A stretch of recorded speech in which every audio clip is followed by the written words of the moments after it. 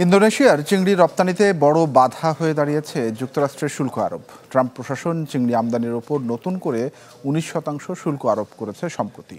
আর এতে চিংড়ি রপ্তানিতে ধস নামার আশঙ্কা করছেন ইন্দোনেশিয়ার রপ্তানিকারকরা।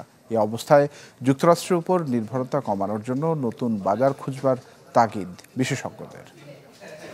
সঠিক মাত্রার কার্বন কম্বিনেশন বৃদ্ধি করে পাইপের ডাক্টিলিটি ও হেভি লোড নেয়ার ক্ষমতা। Falcon MS pipe. ইন্দোনেশিয়ার দক্ষিণ পশ্চিম জাভা উপকূল জুড়ে বিস্তীর্ণ বিশাল আয়তনের চিংড়ির খামার। 1 মাস বয়সী এসব চিংড়ির শেষ গন্তব্য যুক্তরাষ্ট্রের ভোজন টেবিলে। কিন্তু যুক্তরাষ্ট্রে নতুন করে চিংড়ি আমদানির ওপর 19% শুল্ক আরোপের ফলে দুশ্চিন্তায় পড়েছেন বিশ্বের চতুর্থ বৃহত্তম চিংড়ি রপ্তানিকারক দেশের খামার মালিকরা।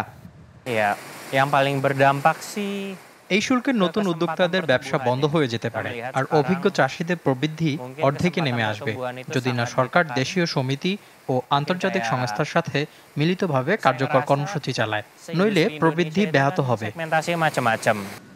জুলাইয়ে যুক্তরাষ্ট্রের সাথে হওয়া চুক্তি অনুযায়ী শুল্কের হার 32% থেকে কমিয়ে 19% করা হয়েছে। তবুও লোকসানের হিসাব করছেন ব্যবসায়ীরা। বলছেন 10% শুল্কেই খামার পর্যায়ে বড় ধরনের প্রভাব ফেলছে।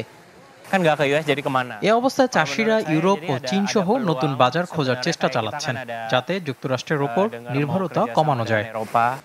যদিও ইন্দোনেশিয়ার রপ্তানিকারকরা শুল্কের চাপ বহন করতে না পারে, সেক্ষেত্রে বাজার হারাতে হবে ভিয়েতনাম সহ অন্য প্রতিদ্বন্দ্বীদের কাছে, বলছেন বিশেষজ্ঞরা। শুল্কের প্রভাব পড়েছে আমেরিকান ভোক্তার ওপরও, যার ফলে চাহিদা কমে যেতে পারে। এ অবস্থায় চাষিরা ইউরোপ ও চীন সহ নতুন বাজার খোঁজার চেষ্টা চালাচ্ছেন, যাতে যুক্তরাষ্ট্রের ওপর নির্ভরতা কমানো যায়।